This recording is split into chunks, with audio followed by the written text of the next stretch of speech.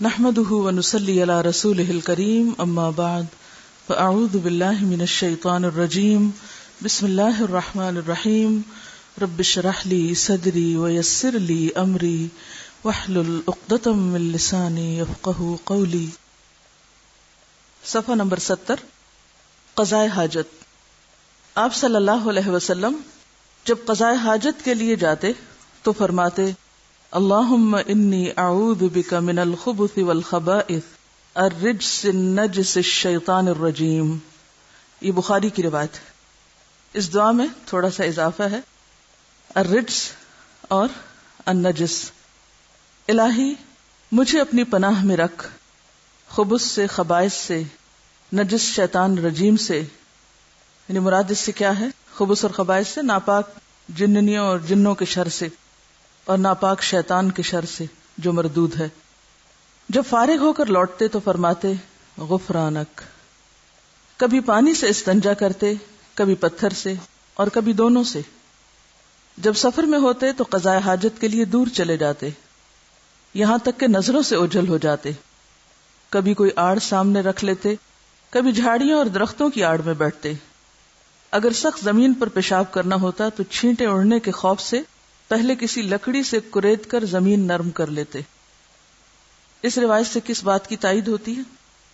کہ اگر فرش سخت بھی ہوتا تو اس کو پہلے نرم کرتے تاکہ چھینٹے نہ اڑیں. کچی مٹی میں تو یہ ممکن ہے لیکن پکے فرش پر نہیں، اس لیے بہت ہی احتیاط کی ضرورت ہے. عموماً بیٹھ کر پیشاب کرتے، لیکن امام مسلم نے حضرت حذیفہ سے روایت کی ہے کہ آپ نے کھڑے کھڑے بھی پیشاب کیا ہے، مگر یہ صرف ایک مرتبہ کا واقعہ ہے کہ ایک کوڑے کے ڈھیر کی طرف سے گزرے اور جگہ کے بے موقع ہونے کی وجہ سے کھڑے ہو کر پیشاب پر مجبور ہوئے، کیونکہ کوڑے کے ڈھیر پہ بیٹھنا یا اس کے آس پاس بیٹھنا بھی مشکل تھا، اور دوسری طرف یہ کہ کوئی اور ایسا مقام وہاں تھا نہیں.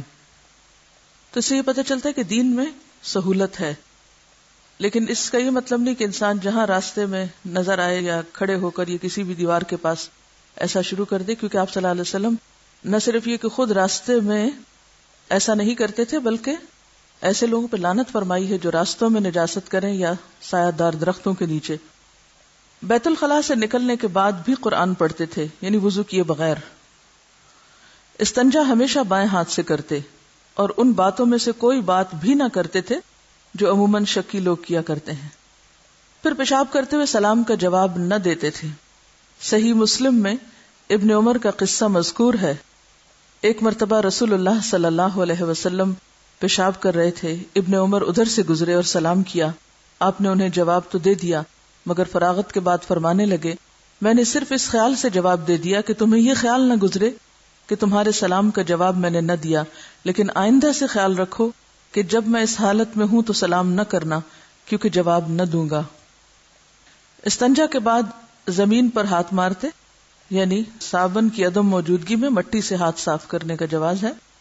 جب قضاء حاجت کے لیے بیٹھتے تو اس وقت تک کپڑا نہ اٹھاتے جب تک زمین سے بالکل قریب نہ ہو جاتے، یعنی سطر کی حد الوسع پابندی کیا کرتے تھے. صفائی. ہر کام میں یہی پسند تھا کہ داہنی طرف سے شروع ہو. جوتا پہننا، کنگھی کرنا، غسل کرنا، دینا لینا، سب کچھ داہنی طرف سے شروع ہوتا. اسی طرح داہنا ہاتھ کھانے پینے اور دوسرے کاموں کے لیے تھا، بایاں ہاتھ استنجا اور کثافتوں یعنی گندگی وغیرہ کے دور کرنے کے لیے تھا. حجامت کے بارے میں سنت یہ تھی کہ یا تو پورا سر منڈوا دیا جائے یا بالکل نہ مونڈا جائے. آپ مونچھ ترشواتے تھے. ترمذی کی حدیث میں ہے کہ فرمایا جو مونچھ نہیں کٹاتا وہ ہم میں سے نہیں. صحیح مسلم میں ہے مونچھیں ترشواؤ، داڑھیاں بڑھاؤ، اس طرح مجوسیوں کی مخالفت کرو. صحیحین میں ہے کہ مشرکین کی مخالفت کرو، داڑھیاں بڑھاؤ، مونچھیں کم کرو. حضرت صلی اللہ علیہ وسلم کو خوشبو بہت پسند تھی اور اس کا استعمال بکثرت کرتے تھے، حتیٰ کہ بقول ایک جماعت علماء کے خوشبو کے کثرت سے استعمال سے آپ کے بال سرخ ہو گئے تھے. یعنی باقاعدہ نظر آتی تھی خوشبو. خوشبو میں بعض اوقات رنگ بھی ہوتا ہے نا، خاص طور پہ تھک قسم کی جو ہوتی، اور شبہ ہوتا تھا کہ شاید مہندی کا خضاب کیا گیا ہے، یعنی اتنی زیادہ خوشبو پسند تھی آپ کو. جابر بن سمرہ سے پوچھا گیا کہ کیا رسول اللہ صلی اللہ علیہ وسلم کے سر مبارک میں سفید بال تھے؟ جواب دیا صرف چند بال مانگ پر سفید ہو گئے تھے، مگر جب تیل لگا لیتے تو چکنائی میں چھپ جاتے۔ بخاری میں ہے کہ کبھی خوشبو واپس نہ کرتے۔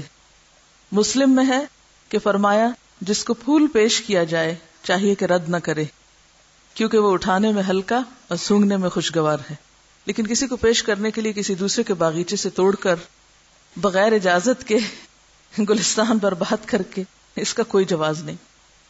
بزار نے مسند میں روایت کی ہے کہ فرمایا اللہ طیب ہے، طیب کو پسند کرتا ہے، صاف ہے، صفائی کو پسند کرتا ہے، سخی ہے، سخاوت کو پسند کرتا ہے۔ اپنے گھروں اور صحنوں کو صاف ستھرا رکھو اور یہودیوں کی طرح نہ ہو جاؤ جو گھروں میں ہی کوڑا کرکٹ ڈھیر رکھتے ہیں۔ حدیث میں ہے ہر مسلمان پر اللہ کا یہ حق ہے کہ ہر 7ویں دن ضرور غسل کرے، اگر خوشبو میسر ہو تو استعمال کرے۔ آپ کو مسواک بھی بہت مرغوب تھی، روزہ سے ہوں یا بے روزہ، جب بیدار ہوتے یا وضو کرتے یا نماز کے لیے کھڑے ہوتے یا گھر میں جانے لگتے تو مسواک ضرور کرتے۔ صحیحین میں ہے کہ اگر امت کی تکلیف کا خیال نہ ہوتا تو میں ہر نماز پر مسواک کرنے کا حکم دیتا۔ بخاری میں ہے مسواک منہ کی صفائی اور پروردگار کی خوشنودی ہے۔ مسواک کے بارے میں بکثرت احادیث وارد ہوئی ہیں، قطع نظر اس کے اس میں بے شمار فوائد بھی ہیں۔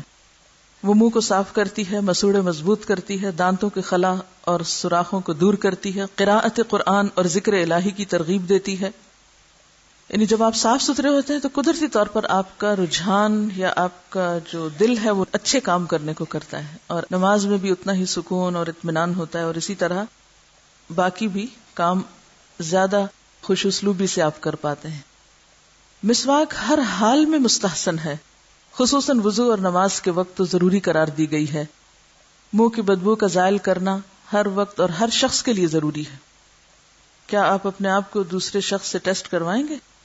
آپ کے ساتھی آپ کو بتائیں کہ آپ کا حال کیا ہے؟ ابھی تو نہیں اس وقت، لیکن یہ ایکٹیویٹی کر کے دیکھیں، کیونکہ بعض اوقات بات کرنا تک محال ہو جاتا ہے کچھ لوگوں سے جو لوگ اس بات کی کیئر نہیں کرتے۔ اور یاد رکھیے کہ منہ کی بو سے پھر فرشتے بھی دور ہوتے ہیں۔ لہسن پیاز کیوں کھانے سے منع کیا گیا؟ کہ منہ سے بو آئے گی اور فرشتے پاس نہیں آئیں گے، اور اگر ہم لوگ دانت ہی صاف نہ کریں اور منہ کی بو کا خیال ہی نہ رکھیں تو پھر کیسے فرشتے پاس آئیں گے؟ بعض لوگوں کو معدے کی تکلیف ہو سکتی ہے یا مسوڑوں میں تکلیف ہو سکتی ہے، کوئی بھی وجہ ہو سکتی ہے، واٹ سو ایور، کوئی ریزن، لیکن اگر آپ کثرت سے مسواک شروع کر دیں گے تو خود بخود دور ہو جائے گی۔ یعنی حتیٰ کہ معدے کی تکلیفیں بھی اسی سے دور ہو جائیں گی۔ معدے میں تکلیف عام طور پہ کیوں ہوتی؟ اس لیے کہ ہم جو منہ میں گندگی ہوتی ہے دانتوں میں، کیونکہ کھانے کے بعد خلال کرنا بھی سنت ہے نا، کہ دانتوں کو اس حد تک صاف کیا جائے کہ کوئی بھی خوراک کا ذرہ دانتوں میں نہ رہ جائے۔ جب وہ نہیں رہے گا اور سڑان نہیں ہوگی تو بو کہاں سے آئے گی؟ اس بات کی آپ سب فکر کریں، یعنی اس چیز کو آپ لائٹلی نہ لیں کہ آپ کے منہ سے بو آتی ہے تو آپ کہ میں کیا کروں، میرے تو معدے کی تکلیف ہے، یا میں کیا کروں، میری تو یہ ایک بیماری بن چکی ہے۔ آپ اس کی وجہ معلوم کریں اور اس وجہ کا علاج کر کے اپنا خیال رکھیں۔ عام طور پر جب دیر تک معدہ آپ کا خالی رہتا ہے تو اس وقت بھی منہ میں اسمیل آنا شروع ہو جاتی ہے، جیسے روزے کے عالم میں۔ اور روزے دار کی منہ کی جو بساند ہے وہ تو اللہ تعالیٰ کو پسند ہے، کیونکہ وہ ایک خاص وجہ سے ہے، لیکن سستی کی وجہ سے اور غفلت کی وجہ سے اور اپنے بارے میں غیر محتاط رویہ اختیار کرنے کی وجہ سے اگر ایسا ہے تو یہ کوئی نیکی کا کام نہیں ہے، کیونکہ آپ مسلسل دوسروں کے لیے اذیت کا سبب ہیں۔ خود آن حضرت صلی اللہ علیہ وسلم کا بھی اس پر عمل تھا۔ چنانچہ سنن میں عامر بن ربیعہ سے روایت ہے کہ میں نے رسول اللہ صلی اللہ علیہ وسلم کو روزے کی حالت میں بے شمار مرتبہ مسواک کرتے دیکھا۔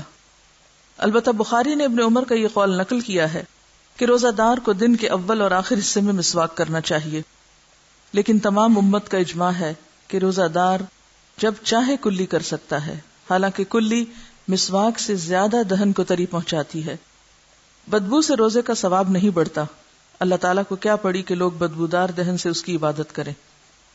بلا شبہ یہ حدیث میں آیا کہ خدا کو روزہ دار کے منہ کی بو بھلی معلوم ہوتی ہے، مگر اس کا یہ مطلب نہیں کہ قصدن منہ میں بو باقی رکھی جائے یا اس بو کو بڑھایا جائے۔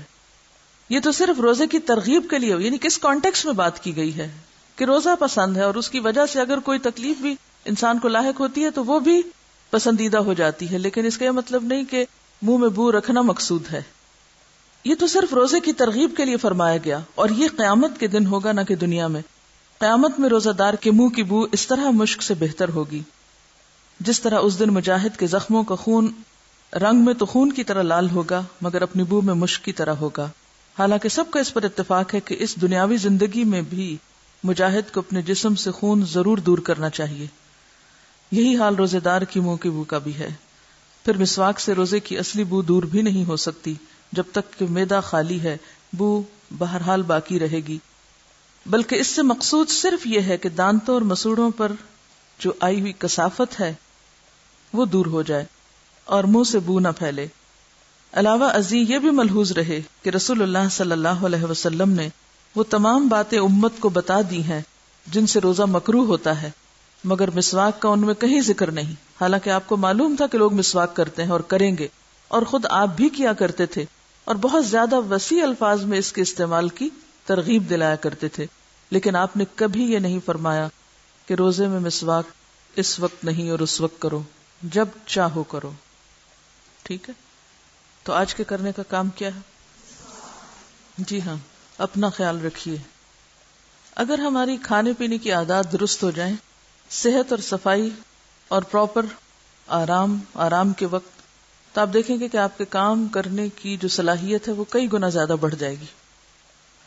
وآخر دعوانا ان الحمد للہ رب العالمین، سبحانک اللہم وبحمدک، نشہد ان لا الہ الا انت، نستغفرک ونتوب الیک۔